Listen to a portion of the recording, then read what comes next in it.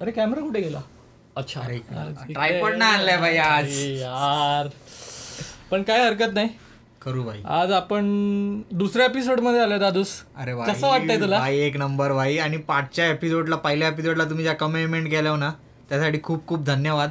भारी वाटलं वाचून. काय आणि तुम्ही लोकांनी म्हणजे ते इतकं शेअर केलं की खरंच मनापासून धन्यवाद तुमचं त्यासाठी. आणि बऱ्याच लोकांनी फॉर्म पण भरले भाई. हो, आणि तुमचे म्हणजे आम्हाला असं खरंच वाटलं नव्हतं की त्याला एवढं असं रिस्पॉन्स येईल तुमच्याकडून, पण त्यासाठी खूप खूप मनापासून धन्यवाद. आणि आम्ही परत तुमचं एकदा स्वागत करतो आहे आपल्या कार्यक्रमात, ज्याचं नाव आहे बोलूया बिंदास. सो तसंच आपल्यासोबत आज एक नवीन गेस्ट आलाय. सो दादूस, विवेक तुझं स्वागत करतो आमच्या शो मध्ये बोलूया बिंदास. Welcome to our show. Thank you so much मला बोलवल्याबद्दल. थँक्यू तुला. पुष्कळ चांगलं वाटतंय, म्हणजे असं नवीन कॉन्सेप्ट वाटतोय. मराठी माणसं सोबतही बसले आणि गोष्ट करताय. सो थँक्यू फॉर इन्व्हायटिंग मी. अरे तुला थँक्यू की तू वेळ काढून आलास. ते पण लांब ना आले भाई. आम्ही किचनरला आहोत, गल्फ वरून आलाय. ते सर्वात इम्पॉर्टंट आहे की त्यांनी स्वतः असं टाइम काढून आम्हाला सांगितलं, त्यासाठी सर्वात आधी खूप खूप धन्यवाद भाई.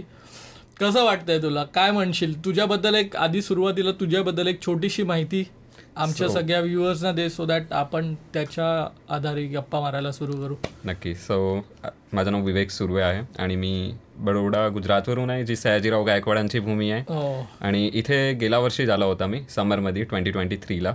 आणि बस आता कोर्स संपलाय, वर्क परमिटसाठी अप्लाय करणार आहे. अच्छा, कसं वाटतंय तुला? कॅनडा मजा येते? काय एक्सपिरियन्स काय तुझा कॅनडामध्ये? हो, तर 1 वर्षाचा एक्सपिरियन्स पूर्ण असं रोलर कोस्टर राईड राहिली आहे. कधी विचारलं नव्हतं मी स्वप्नात की कॅनडाला येईल, पण काही वैयक्तिक कारणाबद्दल मला यावं लागलं इथे. आणि त्याच्यानंतर इथे येऊन सगळं स्मूथ माझ्यासाठी तर राहिलं आहे अजूनपर्यंत. आणि होपफुली बाप्पाचा आशीर्वाद राहिला तर सगळं अजून स्मूथ राहील. नक्कीच होणार. तू कधी आलास कॅनडाला आणि काय कोर्स वगैरे कोणतं केलंस? मी गेल्या वर्षी मे 2023ला माझं कोर्स स्टार्ट होणार होतं, म्हणजे एप्रिलला मी आला होता.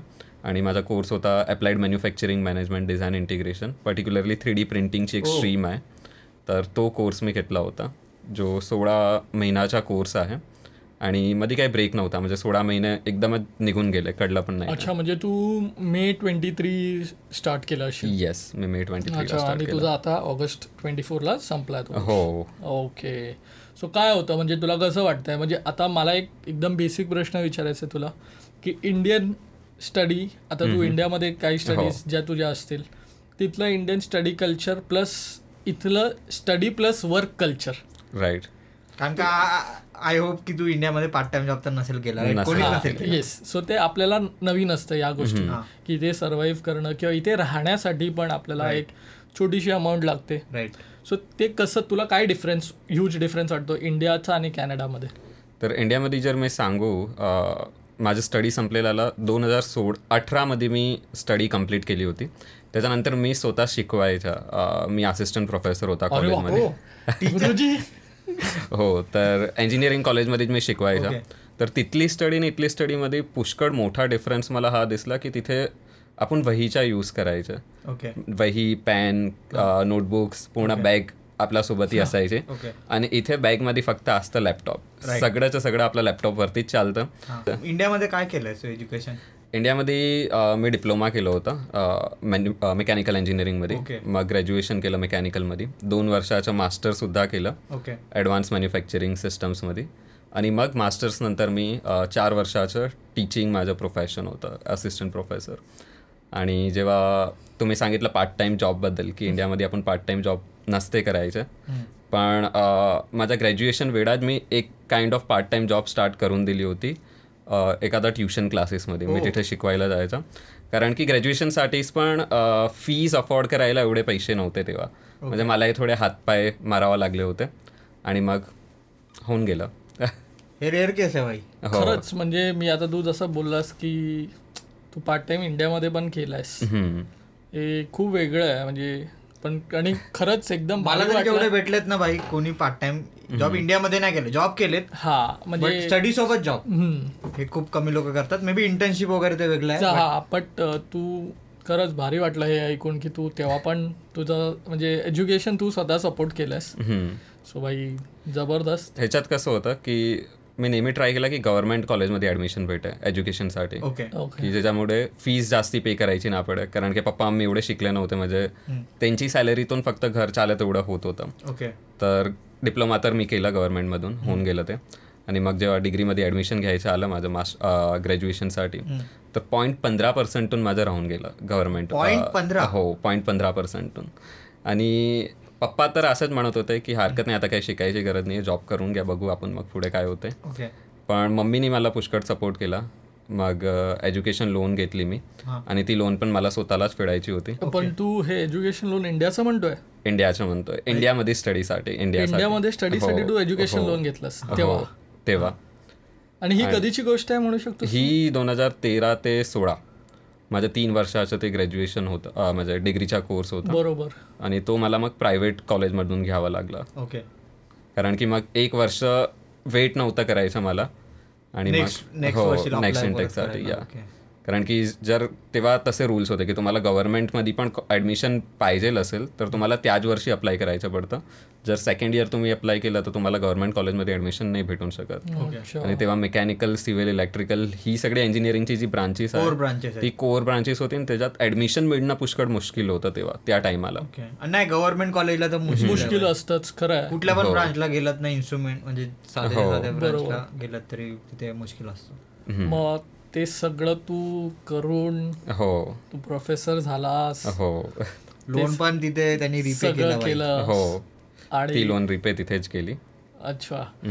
आणि नंतर मग तू कॅनडाचा विचार, ती प्रोसेस काय होती की तू कॅनडामध्ये यायचं का, असं म्हणजे काय होतं तुझं मेन गोल किंवा इंटेन्शन असू शकतं, काहीतरी असणार आहे की वाय कॅनडा, आणि तू का आलास असं? तर लहानपणी नेहमी आपल्याला सगळं म्हणायचे की मोठं होऊन काय करणार तू, कुठे जाणार का, इंडियामध्येच राहणार का बाहेर जाणार. तेव्हा माझं एक मत असायचं नेहमी की नाही, मी शिकेल इंडियामध्ये, आणि जे शिकलाय ते पण अप्लाय इंडियामध्येच करेल, नाही जॉब इंडियामध्येच करायची मला. कॅनडा कधी मी जायचा विचार केला सुद्धा नव्हता. पण मग काहीतरी परिस्थिती अशी घडली जी मी आता सांगू नाही शकत. मग मी डिसाईड केलं की ओके, कॅनडाला जावं लागेल. आणि तेव्हाही अगेन फायनान्स एक मोठा प्रॉब्लेम होता की फायनान्स उभं कुठनं करायचं. कारण की फॅमिलीमधून माझा कोणी अजूनपर्यंत कॅनडाला गेलं नाही आहे, मी पहिला आहे फॅमिलीमधून. कोणी क्लोज फ्रेंड्स पण नव्हते एवढे की ज्यांना मी अप्रोच करू शकू की काय आहे तिथे, कसं आहे. तर मग सगळी प्रोसेस स्टार्ट केली. बेसिक जी असते ती आपली लँग्वेज प्रोफिशियन्सी टेस्टनी ते सगळं दिलं. आता प्रश्न येऊन अटकला होता की फायनान्स, कारण की इथे आपल्याला GIC अकाउंट बनावं लागतं, आणि कॉलेजची फीस पण आपण जर इंडियन INR मध्ये कन्वर्ट करू तर 20 लाख जेवढी तर होतेच तुमची. तर GIC प्लस कॉलेज फीस दोघं मिळून 20 लाख जेवढा खर्च होतो. इवन म्हणजे मला फ्लाईटची जी तिकीट्स आहे ती पण लोनमधून घ्यावा लागेल अशी होती. तर मग लोनसाठी अप्लाय करायचं स्टार्ट केलं. आता लोनमध्ये प्रॉब्लेम या येत होता की लोन सँक्शन नव्हती होत कुठून आहे, कारण की पॅरेंट्सची इन्कम तेव्हा कमी पडायची. माझी स्वतःची इन्कमवरती मला भेटून शकते लोन, पण तरी अजून काही फायनान्शियल तुम्हाला दाखवावं लागतं त्याच्यासाठी, कोलॅटरल दाखवावं लागतं. आणि माझी जी प्रॉपर्टी होती तर आमचे पुष्कळ जुने मकानं होते, तर त्याच्यामुळे दस्तावेज जो म्हणता घराचा तो झाला नव्हता. तर मग आम्ही तो परत वेट केला पेशंटली. तर मी पहिले येणार होता जानेवारी इंटेकमध्ये, आणि त्याच्या मला ऑफर लेटर पण मिळून गेलं होतं. आणि सगळं फायनलच होतं. पण अगेन जोपर्यंत आपण फीज नाही पे करणार तोपर्यंत काही पुढे वाढून नाही शकत. मग ट्राय केला पुष्कळ बँक्समध्ये. फायनली HDFC क्रेडिटमधनं एक लोन मिळाली मला, आणि मग ती लोनच्यामुळे इथे यायचं पॉसिबल झालं. ओके. आणि हे जे लोन आहे ते तुम्ही डायरेक्ट बँकला रिच आउट करायचे काय, कुठले असे एजंट आहेत मध्ये? ह्याच्यात कसं होतं की एक एजंटला घ्यावं लागलं होतं मला मध्ये, कारण की ही सगळी प्रोसेस पहिले मी केली होती, पण तेव्हा ती कॉलेजचीच बँक होती जेव्हा मी ग्रॅज्युएशन वेळा लोन घेतली होती तेव्हा. तर तेव्हा सोपं होतं सगळं. आता हे जी लोन आहे आणि मोठी अमाऊंट होती, तर मला माझी स्वतःची सिटीमधनं तो लोन भेटतच नव्हती, वडोदरामधनं. मला अहमदाबादमधनं लोन घ्यावी लागली, ते पण एक एजंट थ्रू. आणि जितकी पण लोन अमाऊंट सँक्शन होते त्याचे अमुक % मला तिला द्यायचे होते. तर त्यांनी 2% लोन अमाऊंटचे मला तिला द्यायचे झाले. 90,000 जेवढे मला तिला द्यायचे झाले. म्हणजे आता म्हणजे असं वाटतं की कधीतरी असं वाटतं की मला असं वाटायचं की माझाच स्ट्रगल आहे. अच्छा. मी तुला सांगतो की मला असं वाटायचं की मी स्ट्रगल करून आलो, पण हे जेव्हा असं ऐकतो तेव्हा मला खरंच वाटतं की माझा असा स्ट्रगल नव्हता जो तू मला आता सांगितलास ना फायनान्शियली. मी मग असं होतं की ठीक आहे भाई, जो माझ्यासाठी स्ट्रगल होता ना तो माझ्या हातात नव्हता. आणि तो जो तुझा स्ट्रगल तू आता आम्हाला सांगितलास त्यात माझं असं झालं की सगळं तुझ्याकडे होतं, पण जी मेन गोष्ट ज्याच्यामुळे आपण इथे येतो त्याला आपण फायनान्स, आता तू जसं म्हणतोयस, तेच नसलं तर युजली लोक खचतात किंवा प्रोसेस सोडून देतात की एवढा खर्चच उभं, पण तरी नंतर रिपे पण करायचं. हो, तर प्रत्येक मिडल क्लास फॅमिलीचे जे मुलं असतात ना त्यांच्या मनात असं असतं की कधी आपण बाहेरची कंट्रीमध्ये जावा किंवा तिथे शिक्षण घ्यावं, तिथे सेट व्हावं, पण सगळी गोष्ट फिरून मग फायनान्सवर येऊन जाते की मग त्यांना त्यांचे स्वप्न जे असतात ते थोडे असे बंद करून द्यावं लागतं. हो, कॉम्प्रोमाइज करावं लागतं. माझं असं होतं की ओके ठीक आहे, स्ट्रगल असतो सगळ्यांच्या आयुष्यात, पण आपण आपला घेऊन बसतो. राईट. पण जेव्हा दुसऱ्याचा कळतो आपला काय नाही भाई त्याच्यासमोर, येस, की आम्ही किती असं वाटायचं की तेच आहे की एका लहान मुलाला स्विमिंग पूलमध्ये टाकलं, पाय टेकत असतात तरी तो सुरुवातीला घाबरतो. राईट. मग तू जेव्हा सांगितलंस तेव्हा मला माझ्या स्विमिंग पूलची पात्रता कळली की माझे पाय आहेत, मी काय बुडणार नाही. पण तू एवढं सगळं करून मग खरंच म्हणजे मी सांगतो की तुझ्यासारखं जेव्हा आपले जे मराठी मुलं अजून येत असतील ते हे जेव्हा बघतील ना की तू एक खरंच एक एक्झाम्पल आहेस. आताच म्हणजे आमच्या 2 एपिसोडमध्ये, तू दुसऱ्याच एपिसोडमध्ये असं वाटलं मला की तू खरंच एक्झाम्पल बनणार लोकांसाठी की जर तुम्ही ठरवताय ना एक गोष्ट, मग समोर काहीही येऊ दे. आणि एक आहे की तुम्ही काही जर ड्रीम बघितलंय तर त्याला अचीव पण तुम्ही स्वतःच करू शकताय. तर तुम्ही एकदा त्या पाथवरती चालायचं स्टार्ट करेल ना तर ऑप्शन्स आपोआप उघडतील. आणि ते मी बघितले माझ्या केसमध्ये पण, की जेव्हा मी इथे आला तेव्हा मला सेकंड इयरची फीसचा पण प्रश्न होता की मी कसा भरशील, कारण की मी लोन 35 लाखची माझी सँक्शन झाली होती. मी लोन अमाऊंट घेतली 22 लाखची, first year fees plus flight tickets and all, ते सगळं इन्क्लुडेड होतं. देन एक एवढी खात्री होती की 13 लाख आहे, मी सेकंड इयरची फीस भरून टाकेल. पण मग इथे येऊन सगळे, जसं मी सांगितलं की सगळे रस्ते आपोआप खुलतात, तर मला ती लोन अमाऊंटमधनं काही अमाऊंट घ्यावी नाही लागली. सगळं मग स्वतःनीच मी करून घेतलं. आणि स्वतःच जी नेक्स्ट माझी 12 लाखची फीज होती सेकंड इयरची, ती स्वतःच मी मग भरून घेतली. क्या बात आहे. हो भाई, हा तर एकदम हे सर्वांचं ड्रीम आहे राईट, इथे येऊन सेकंड इयरची फी काढायची. पण नाही निघत ब्रो. पार्ट टाइम जॉब जर पहिल्या डे पासून पण भेटला ना, नाही खरं आहे, पण मुश्किल आहे कारण का एक्सपेन्सेस किती वाढलेत आजकाल. राईट. पण तू केलंस आणि आपण आणि करू शकतो ते तू दाखवून दिलंस. सो दिस इज खरंच एक गोष्ट आहे की तू करून दाखवलंस, दॅट्स इट. बाकी मला नाही कोणाला हे करायचं आहे. लोक हेच विचार करून देतात जे 2 वर्षाचा कोर्स करतात किंवा काही असेल, त्यांना ही गोष्ट माहिती नसते की आपण 20 लाख भरल्यात, सगळं झालंय आपलं. पण जेव्हा इथे येतात तेव्हा त्यांना कळतं की आपण 1 वर्षाची फीस भरली, आपल्याला 2ऱ्या वर्षाची फीस भरायची आहे अजून. आणि ती ऍक्च्युली दाखवायला पण नाही लागत, माहिती नाही कॅनडाला अप्लाय करतो तेव्हा. येस. सो आता जर ती दाखवायला फोर्स केली ना त्यांनी तर एक थोडा, कारण का लोक इकडे येऊन ब्रोक होतात माहितीये, कारण का जॉब नाही भेटत, काय नाही भेटत. मग तू सांग आम्हाला, तू कशी भरलीस फी, लाईक तुझा जॉब कसा होता, म्हणजे तू जॉब तुला इथे कसा मिळाला, आता म्हणजे किती केले जॉब? तर मी जसं सांगितलं मी आला होता मेमध्ये, तर जॉब अप्लाय करायचं मी तेव्हा स्टार्ट करून दिलं होतं. पहिले आपण कधी कॅनडाला येतो तर आपली सगळ्यात पहिली कॉफी राहते टीम हॉर्टन्सला, राईट. तर टीम हॉर्टन्सला तुम्ही कुठेही जा, त्यांनी लिहिलं असतं वी आर हायरिंग. आणि तेव्हा मी पहिलं बोर्ड तिथे वाचलं होतं की वी आर हायरिंग लिहिलं आहे. तर मी गेला त्यांची वेबसाईटवरती अप्लाय केलं.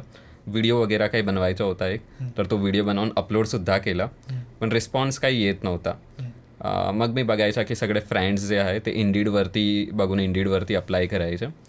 मग मला एक सुचलं की एक स्ट्रॅटेजी फॉलो करतो. इंडीडवरती जी ॲप्लिकेशन मी करतो आहे ते तर करूच मी, त्याऐवजी मी जी पण ॲप्लिकेशन मला इंडीडवरती दिसते ती सगळी जागेला पर्सनलीसुद्धा जाऊ. तर मी एक घरातून मॅप बनवून निघवायचा की ही मी इथे अप्लाय केलं आहे, तर इथे इन पर्सन जाऊन येतो आणि त्यांना एक कॉन्टेक्स्ट देतो की hi, I saw that you guys are hiring on Indeed, so I thought to just give my resume here.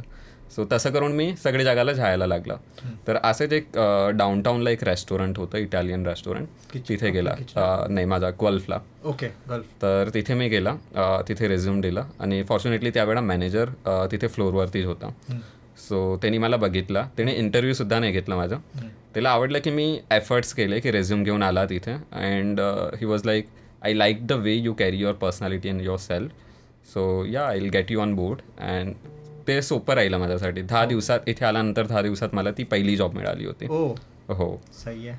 मग आता ती जॉब माझी चालू झाली, सपोर्ट स्टाफ तरीकेची माझी ती जॉब होती. त्याच्यानंतर तिथे कसं असतं की पाऊस पडतो ना, तर कस्टमर्स येत नाही, तर तुम्हाला घरी पाठवून देता. म्हणजे एवढे आर्स तुम्ही नाही करू शकत की जेवढे तुम्हाला पाहिजेल असतं. तर जेव्हा मी आला तेव्हा 20 तास स्टुडंट्स काम करू शकत होते, तसा लिमिट होता. त्याच्यात मी करायचं फक्त 6 ते 8 तास. तर बाकीचे तास आणायचे कुठनं. म्हणजे अजून मी जॉब ॲप्लिकेशन स्टार्ट ठेवली माझी. मग फॉर्च्युनेटली मला जून महिन्यामध्ये मॅकडॉनल्ड्स भेटली जॉब, तर ती मॅकडॉनल्ड्सची जॉब चालू केली आणि दोघं मिळून मग माझे 20 तास असे व्हायचे. मग ऑन कॅम्पस जॉब्स म्हणून मी सर्च करत होता. अँडमध्ये ऑगस्ट एंड जेव्हा माझं सेमिस्टर संपायला आलं तेव्हा मी एक पोस्टिंग पाहिली कॉलेजची ऑन कॅम्पस जॉबची, आणि ती ऑन कॅम्पस जॉबसाठी मी अप्लाय केलं. ऑनलाईन इंटरव्ह्यू झाला, सगळा इंटरव्ह्यू एकदम छान राहिला. आणि त्याच्यानंतर त्यांनी सांगितलं होतं की आम्ही 1-2 आठवड्यात तुम्हाला कळवू. ते 2 आठवड्याचे 3 आठवडे झाले काही रिप्लाय आला नाही. आणि मग एक फ्रेंड थ्रू मला कळलं की त्याच्या क्लासचा एक मुलगा ती जॉबसाठी हायर झाला आहे असं. तर मग मी माझी सगळी होप्स सोडून दिली होती की आता झालं, आपलं नाही होणार. आणि त्याच्यानंतर मी एक फॉलोअप ईमेल टाकला फक्त विचारायला की I am still waiting for your answer. And then त्यांचा रिप्लाय बॅक आला 4 दिवसानंतर की hi, we are getting you on board, we have selected you. So ती जॉब जेव्हा मला मिळली त्याच्यानंतर सगळं माझं चेंज झालं, कारण की स्टुडंट सगळे होते 20 तासावरती. तर माझे 20 तास तर होतेच, दुसरे कॉलेजवरती मी जेवढे पण तास करत होता ते माझे त्या 20 तासमध्ये काउंट नव्हते होत, कारण की ती ऑन कॅम्पस जॉब होती. तर जेव्हा मी ऑफर लेटर पाहिलं तेव्हा मला कळलं की सॅलरी पण जास्ती आहे. इथे मिनिमम वेज तेव्हा 15.50 होता. तिथे स्टुडंट लाईफ रिप्रेझेंटेटिव्हचा रोल होता आणि तेव्हा 20.15 तो पे स्केल होता प्रत्येक तासाचा. तर तो पण जास्ती वाटला थोडा, म्हणजे थोडं रिलीफ वाटलं. आणि मग ती जॉब आणि मॅकडॉनल्ड्स मी कंटिन्यू केली. रेस्टॉरंटवाली जी जॉब होती ती मी सोडून दिली होती, कारण की त्याच्यानंतर विंटर चालू होणार होतं आणि विंटरमध्ये असंही गेस्ट जास्ती बाहेर जात नाही खायला.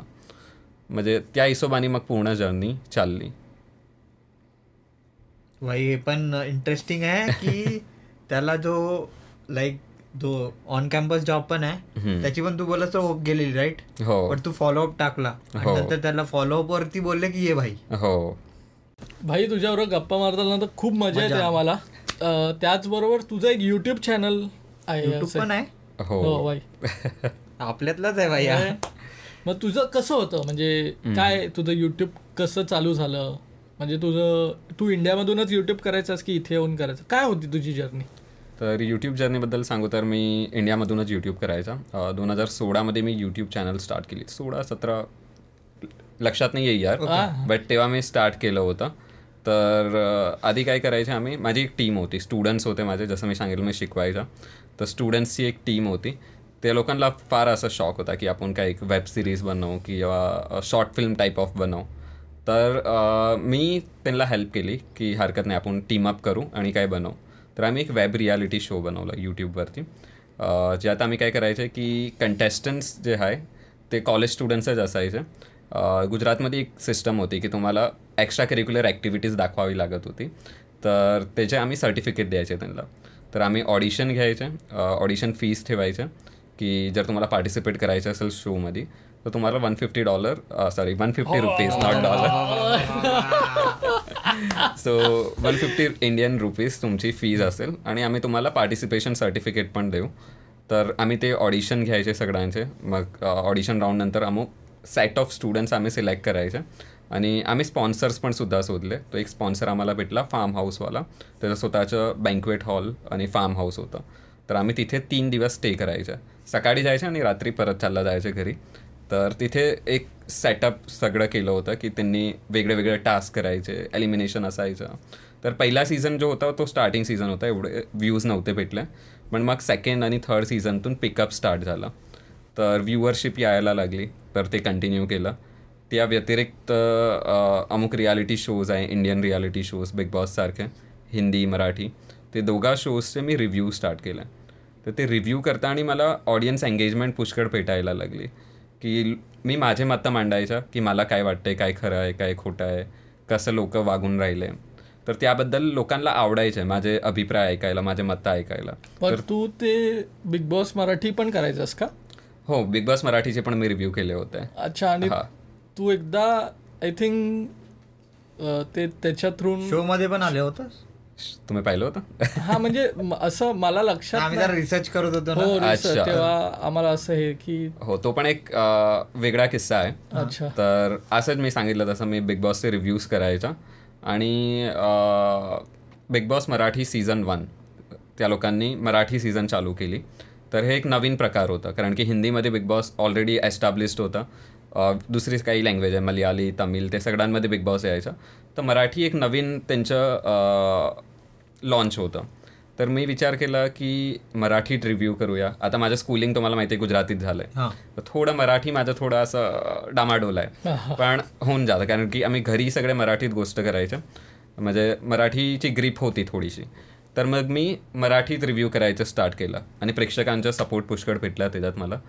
तर जेव्हा सीझन 1 होती बिग बॉस मराठीची, तेव्हा एक कॉलर ऑफ द वीक असतं, त्याच्यासाठी मी अप्लाय केलं होतं. आणि एक अभिनेत्री आहे मशहूर, रेशम टिप्पणीस करून, तर तिच्याबद्दल बरोबर माझी फोनवरती तेव्हा गोष्ट झाली होती. तर तेव्हा पहिली सीझनमध्ये माझा फक्त आवाज टी व्हीवरती आला होता. आणि मग आता येऊया दुसरी सीझनमध्ये, ज्याच्यात शिव ठाकरेवाली ती सीझन होती. तर त्याच्यात एक ट्विटरवरती कॉम्पिटिशन होतं की तुम्हाला कॉम्पिटिशनमध्ये पार्टिसिपेट करायचं आणि एक क्वेश्चन तुम्हाला होस्टला विचारायचा. जर तुमचा क्वेश्चन सिलेक्ट झाला तर तुम्हाला आम्ही बोलवूया सेटवरती, टी व्हीवरती. तर त्या कॉम्पिटिशनमध्ये मी पार्टिसिपेट केलं आणि गुजराततून मी पहिला कंटेस्टंट असा होता, म्हणजे पहिला व्यक्ती असा होता की ज्याला स्टेजवरती जायचा मौका भेटला. तर त्याच्यामध्ये माझं सिलेक्शन झालं. त्यांनी मला फक्त एक दिवस प्रायरली कळवलं की तुम्हाला उद्या शूट आहे, तुम्हाला यायचं आहे. आणि फटाफट मी चालू डब्यात बसून गेला. मुंबईची ट्रेन घेतली मी. फिल्म सिटी मध्ये शूटिंग होतं त्याचं. तर दुपारी 2 वाजतापासून त्यांनी बोलवलं होतं आणि शूट स्टार्ट होता संध्याकाळचे 4-5 वाजून गेले होते आणि माझी परत रात्रीची रिटर्न ट्रेन होती. तर मला असं पुष्कळ जायचं तर नव्हतं, पण आता ट्रेन होती, दुसऱ्या दिवशी परत जॉबवरती जायचं होतं. मग कसंही करून शूटवरती पोहोचले आम्ही आणि मग महेश मांजरेकर सरांशी बोलणं झालं स्टेजवर. तर तो पहिला एक्सपिरियन्स होता जेव्हा त्यांनी माझं नाव घेतलं की विवेक सुर्वे फ्रॉम बरोडा.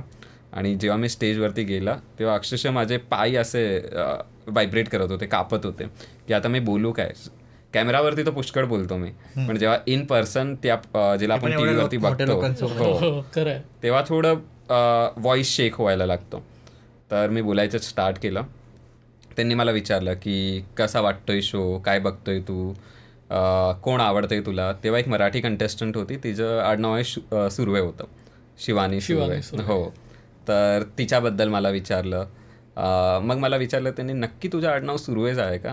मी बोलला हो का, तुझं मराठी थोडं असं आहे का? मग त्यांनाही मला जस्टिफिकेशन द्यावं लागलं. हो, माझं मराठी थोडं आहे, थोडं गुजराती तुम्हाला दिसेल माझं मराठीमध्ये. आणि मग ते पूर्ण 5 मिनिटाचं शूट झालं आणि टेलिकास्ट त्यांनी टी व्हीवरती 1 मिनिटाचं केलं. तर तो एक मेमोरेबल एक्सपिरियन्स होता माझा लाईफचा आणि 6 वर्ष झाली असेल या गोष्टीला. तर अजूनही तो एक मेमरी जो आहे ती आहे. भाई आता मला एक सिम्पल प्रश्न, पण आता ऑलमोस्ट एंडला आला की, पण तू एक अशी गोष्ट जी इथे मिस करतेस इंडियाबद्दल, इंडियामध्ये ज्या, म्हणजे तू प्रोफेसर पण होतास, तुझा तो एक एक्सपिरियन्स खाणं झालं आपलं, सो तू काय मिस करतोस सर्वात जास्त इथे? सगळ्यात जास्ती म्हटलं तर मी माझ्या पप्पांच्या हाताचं जेवण सगळ्यात जास्त मिस करतो. माझ्या घरी पप्पा जेवण बनवायचे आणि इतकं छान बनवायचं, तो टेस्ट मी कितीही ट्राय करून माझ्या हातातून तर येणारच नाही. तर तो एक आहे, तो घराचा स्वाद जो आहे तो मिळत नाही इथे. अशी काय रेसिपी, एक अशी कोणतं एक फेवरेट ते मस्त बनवायचं, काही बनवायचे ते झणझणीत आणि एकदम छान बनवायचे, असं टिपिकल मराठी टेस्ट त्याच्यात येऊन जायचा. आणि इथे मराठी रेस्टॉरंट्स मला तर दिसले नाही, मी तुम्हाला विचारेल जर तुम्हाला कुठले दिसले असेल. दमलो बाई, मला कुठं भाकऱ्या भेटल्या नाही. बरोबर काय बरोबर ना, आपल्याला भाकऱ्याशिवाय जमत नाही. आणि इथली फिश पण मी खूप ट्राय केली, वेगळ्या वेगळ्या दुकानातून फिश घेतले. अच्छा. पण इथे नाही ती टेस्टी तू बोलते. आम्ही तर खूप गोऱ्या पाण्याचे आहेत ना. हा खरं, आपल्या इकडे कसं खारा पाणी, आपण त्याचा टेस्ट एकदम. सो तसं तू सांगत होतास. हो, म्हणजे इथे गुजराती फूड तुम्हाला इझिली भेटून जाईल, पंजाबी भेटून जाईल, साऊथ इंडियन डिशेस भेटून जाईल, पण मराठी फूड पुष्कळ अवघड आहे. कुठेही तुम्हाला, म्हणजे मला तर पर्सनली नाही दिसले. खूप मुश्किल आहे. हो, जर व्ह्युअर्सला माहिती असेल इथे कुठलं स्पॉट मराठी खाण्याचं तर नक्की कमेंटमध्ये सांगा, आम्ही नक्की जाऊया तिथे. तुमच्यातनं जर कोण मोठा माणूस असेल तर त्यांनी चालू करा इथे. बाय झालं मग आमचं टिफिन सर्व्हिस. तर तेच आहे. पप्पांच्या हाताचे पुष्कळ अशी छोले चण्याची भाजी होती, ते चिकन एवढं छान बनवायचे, तर ते सगळं इथे नाही भेटत, म्हणजे ते मिस करतो. त्याच्या व्यतिरिक्त स्टुडंट्स नक्की पुष्कळ स्टुडंट्सची एक माया लागून गेली होती, सगळे घरी यायचे. इवन मी जेव्हा कॅनडाला येणार होता त्याच्या पुढच्या दिवशी सगळे स्टुडंट्स आले होते घरी आणि केक घेऊन आले होते, सगळे रडत होते की मी जातोय. म्हणजे ते एक आहे की आपले माणसं आणि आपलं जेवण, ते सगळ्यात जास्त मी मिस करतोय. आमचं पण तेच होत आहे सध्या, पण आपण आता भेटतोय ते जरा बरं वाटतं. आपली लोक भेटतात, मराठीत बोलतात 2-4 शब्द, भाई मस्त मज्जा येते. आणि आमचं पण तेच होतं माहितीये का, आम्ही ना कोकणातलं आहे, तर माझं मराठी वेगळं. अच्छा. म्हणजे आपण मालवणी भाषा जास्ती आपल्या इकडे बोलतात किंवा कोकणी भाषा आपल्या प्रत्येक, तुला माहितीच आहे महाराष्ट्रामध्ये मराठी जरी असली पण ते प्रत्येक म्हणतो ना, प्रत्येक स्टेटमध्ये 1 किलोमीटर नंतर कोपऱ्यामध्ये भाषा बदलते. म्हणजे त्याचं नाव आहे ना महाराष्ट्र, म्हणजे त्यांनी सगळं कंबाईन केलेलं आहे, सगळी लँग्वेज घेतली आहे स्वतःमध्ये. खरं. सो ते जे एक डिफरन्सेस जरी असलं पण आपण जेव्हा एक मराठी बोलल्यावर जी आपलापणा वाटतो, मग तू महाराष्ट्रातल्या कोणत्याही टोकाचा असतो पण आपला वाटतो भाई माणूस, की काही असलं मज्जा करणार, आपल्याला सांभाळून घेणारे, मस्तपैकी राहणारे, तशातले लोक आपण. So yes, thank you so much Vivek की तू एकदम म्हणजे वेळ काढून ते पण गल्फवरून किचनरला आलास आणि एवढे भारी भारी एक्सपिरियन्सेस. आणि खरंच तू जे एक्सपिरियन्सेस तुझे सांगितलेस खरंच म्हणजे वेगळे होते आमच्यासाठी. आणि असं पण असणार भाई. आणि दुसऱ्याच एपिसोडमध्ये म्हणतोय आम्ही, दुसऱ्या एपिसोडमध्येच हिट होत आहेत त्यात गोष्टी, आणि असे अजून आम्ही खूप करणार आहोत. आणि तुमचं परत आम्हाला एक सपोर्ट म्हणून लागणार आहे, कारण तू आता एवढं स्वतःला असं काय म्हणतो एका लेवलपर्यंत स्वतः घेऊन आलास. आणि आम्ही एवढंच प्रे करू की तू अजून जे इथे आलायस अजून तू असा मोठा, आणि तूच मराठी एक रेस्टॉरंट चालू कर. चालू कर, आम्ही येऊ. सो हीच एक इच्छा असेल. थँक्यू सो मच आल्याबद्दल, धन्यवाद. असंच. आणि आमचा पण चॅनल आहे, तू पण सबस्क्राईब कर. तुझं चॅनलचा लिंक पाठव आम्हाला, आम्ही ते आमच्या लिंक्डइनचं पण दे, तर लिंक्डइनचं पण दे, इन केस तुझे जे काही जॉब्स असतील किंवा काही लोक तुला कनेक्ट करतील, त्यांना जर काही क्वेश्चन्स असतील तर आपण त्यांच्याशी बोलू शकतो, तू बोलू शकतो डायरेक्टली.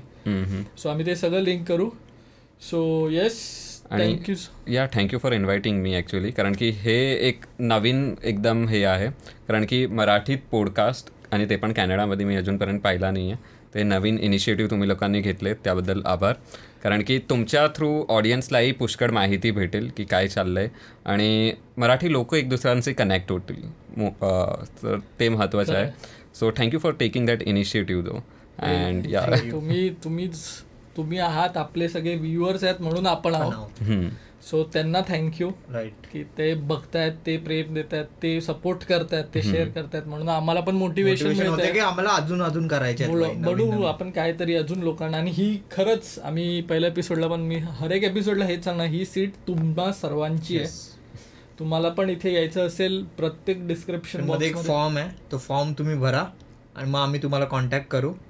सेम आम्ही किचनरमध्ये शूट करतोय, हा स्टुडिओ किचनरमध्ये आहे. जर तुम्ही कुठले बाहेरचे असणार लाईक GTA एरिया किंवा कुठे टोरंटो साईड, तिथे पण आम्ही यायला रेडी आहोत. येस, जर तुम्ही बोलवत असाल आम्ही यायला खूप, म्हणजे आम्हाला तर मज्जा येईल यायला तुमच्याशी बोलायला, कनेक्ट व्हायला. सो प्लीज तो फॉर्म भरा असंच.